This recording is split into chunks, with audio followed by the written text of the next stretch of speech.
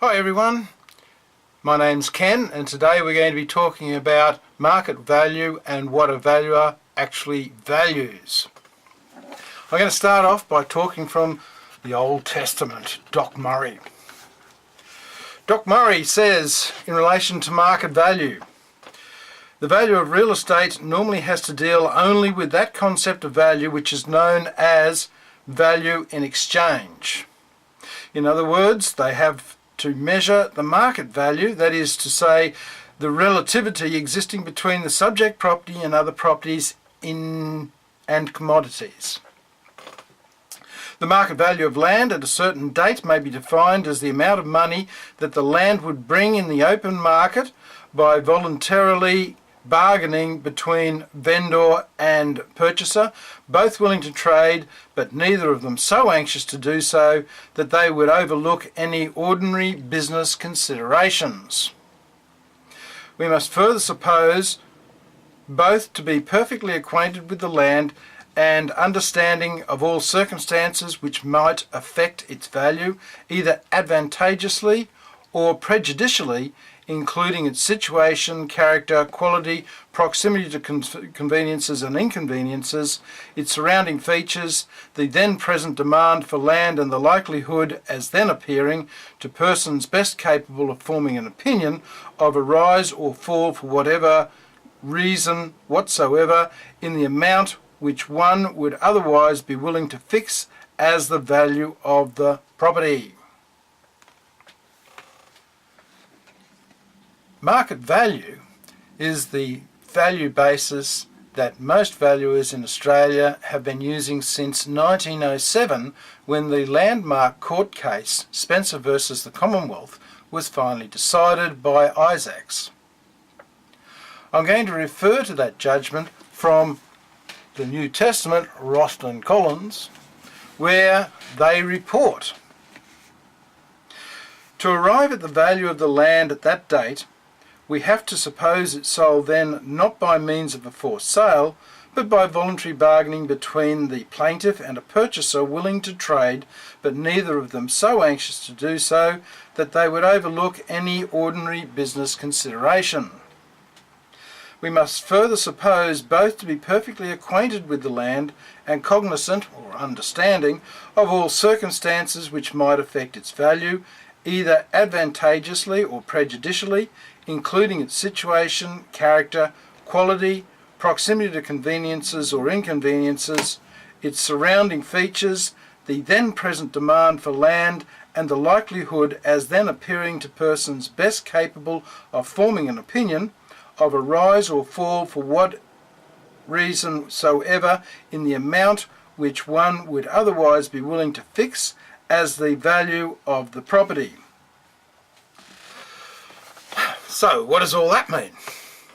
Well, what it means is that as a valuer, we have to, in our minds, come up with a hypothetical sale as at a particular date, that particular date being the valuation date, assuming two parties, one a purchaser, one a vendor, both willing to trade, both understanding all the circumstances surrounding the property as at a particular date. In fact, our hypothetical sale is not going to happen, generally, on the date of the valuation. Our job, though, is to put our minds into the minds of the parties involved with the transaction, to put our minds into the market that is likely to be occurring as at that date in relation to that particular property that we are valuing.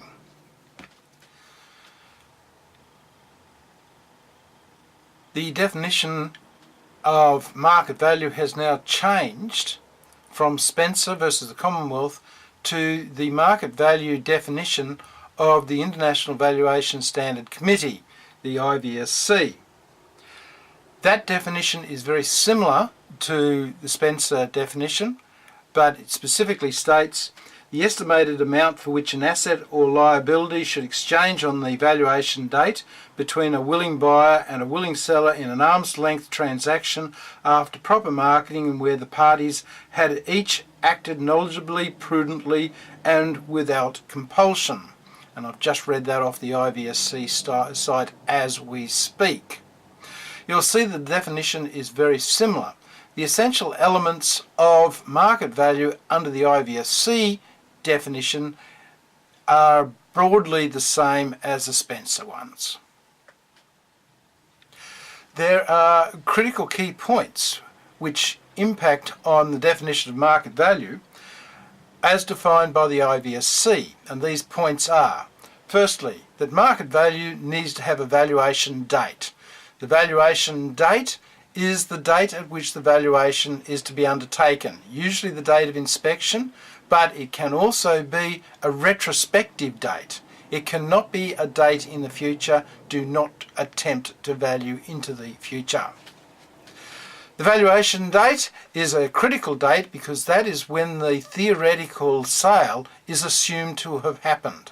There is no actual sale, but it is theoretical in your mind as the valuer. As with the Spencer case, there is the concept of the willing buyer, willing seller. This has some impact on your consideration of market value. You have to assume that there is a willing but not anxious purchaser and a willing but not anxious vendor. The concept of market value is dependent upon your assumption that there is a willing buyer and a willing seller. On occasions, the potential purchaser of a property may appear to be unlikely. However, the basis of market value is that if you're going to try to do a valuation of a property, you have to assume that there's a willing purchaser, even if there is in fact no obvious willing purchaser. The IVSC definition of market value assumes that there will be an at arm's length transaction. This is similar to the Spencer case, and it means that the vendor and the purchaser are free to negotiate at arm's length. They are not related to each other. After proper marketing, now this is where the IVSC definition is different from the Spencer decision. Proper marketing means that the property was marketed properly. Now, what is properly? Well, it's about the same as what is reasonable, as in a reasonable person. Proper marketing comes down to if the property was put on the market today or as at the valuation date, how would it have been disposed of? How would it have been advertised? How long would it have been on the market? Was the method of sale the most appropriate method of sale? The parties had each acted knowledgeably. They are assumed to have perfect knowledge of the property. They are assumed to know everything in relation to the property.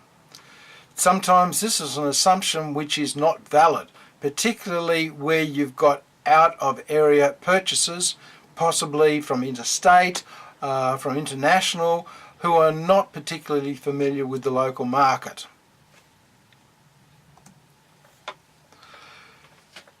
Parties had acted prudently. So they were prudent with their decision. They were prepared to stand back, and if they didn't accept the purchase of this particular property, they would have been prepared to look at other properties of equal interest and weigh up the benefits and the non-benefits appropriately. And each party acted without compulsion. This means that they were not forced to sell, they were not forced to purchase. They simply acted as a willing buyer and a willing seller would act. Why do we have this definition of market value then? Don't we know what we're valuing, for goodness sake? It helps us to determine the basis of our valuation, but also it allows us to work out what is not evidence of market value. In your valuations, you will need to undertake a market value assessment, and that will often mean that if you're using comparable sales, for example, that you have to establish what sales actually do represent market value. If any of the sales fail at least one of the points that we've just discussed in terms of market value, that sale does therefore not represent market value and is therefore considered to be an out-of-line sale and should not be included in your valuation assessment or your valuation report. We'll talk about out-of-line sales at a later date. Thank you for watching. I hope you've got something out of today.